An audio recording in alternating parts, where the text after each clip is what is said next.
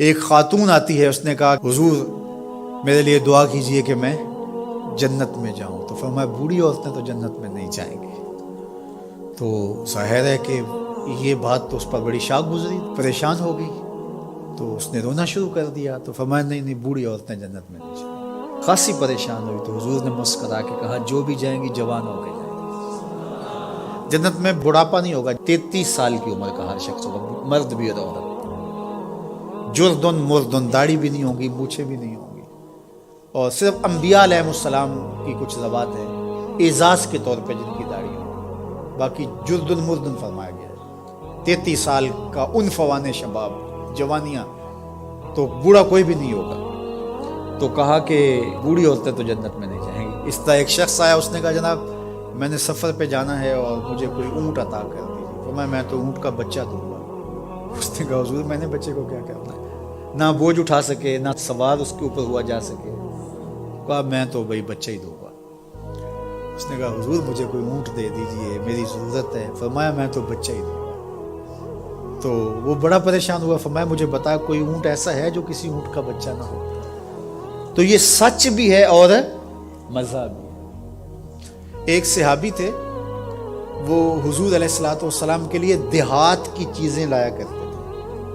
ہوتا نا ہمارے بھی دیہاتی دوست آتے ہیں، گڑ لے آتے ہیں، کوئی ساگ پات لے آتے ہیں. تو اس زمانے میں جو بھی دیہاتی چیزیں تھیں، تو وہ بدو تھا کسی دیہات کا، تو دیہات کی کوئی چیزیں لے آیا کرتا تھا، اور پھر حضور اس کو شہر کی چیزیں دیا کرتے تھے.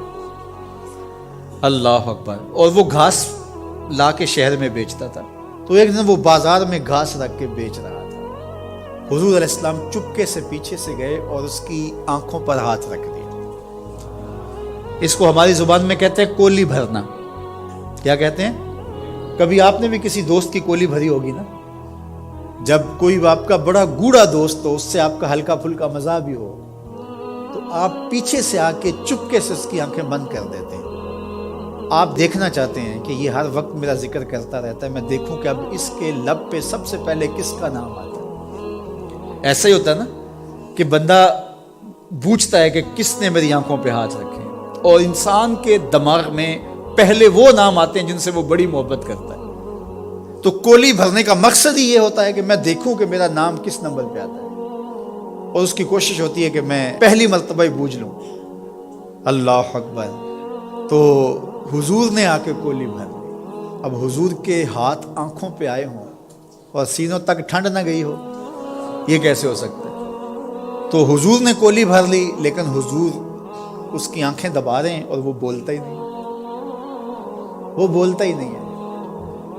اور میں کہتا ہوں اس نے کبھی بھی نہیں بولنا تھا.